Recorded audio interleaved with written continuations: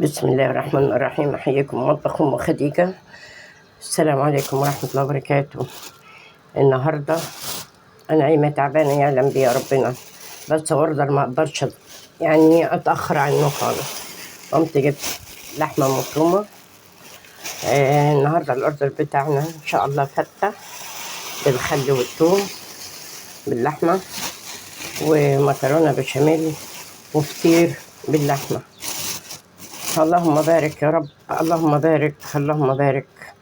حاجات طالعة لناس بنوك وناس موظفة في البنوك، يعني حاجة رتب عالية. بسم الله ما شاء الله، اللهم بارك. يا رب يجعله أكل بالهنا والشفاء لكل طالب يا رب، ومطرح ما يسري يمر للجميع. ربنا يوفقنا النهاردة، ربنا يوفقنا، يطلع الأكل عند حسن ظنهم بيعجبهم إن شاء الله. أنا هشتغل على طول في المكرونة عشان ما فيش وقت للغدا. على الغدا خلاص، وإن شاء الله هأفصل معاكم وأكمل التصوير بتاعي أنا وبجهز الأكل. أنا ضربت البصلة في الكبة، حطيت اللحمة عشان أختصر الفيديو طبعا عشان الوقت. أهو أخلي اللحمة تعصق كويس مع البصل، وهضيف لها الفلفل الأخضر وشوية من الطماطم، صلصة الطماطم، وارجع له. أنا هنا عاملة عصار للمكرونة، بضيف له شوية صلصة، وعاملة عصار للفطير أبو لحمة.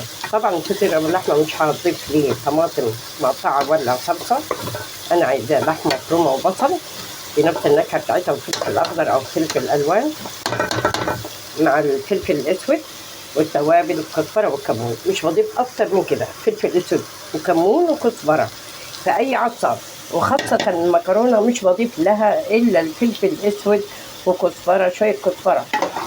إنما أي توابل تانية أو أي نكهات تانية لا، أنا بكتفي بنكهة العصار بالفلفل الأسود والبصلة والفلفل الأخضر، وبيطلع معايا العصار تحفة تحفة تحفة للمكرونة بالبشاميل. وده العصاك طبعا زي ما بقول بتاع الفطير ابو لحمه.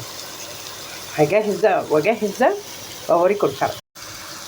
انا هنا بعمل البشاميل بتاع المكرونه، شوربه ولبن، شوربه ولبن صافي البشاميل، مش بضيف له ميه غير شويه الفلفل الاسود اللي قلت عليها وبس كده.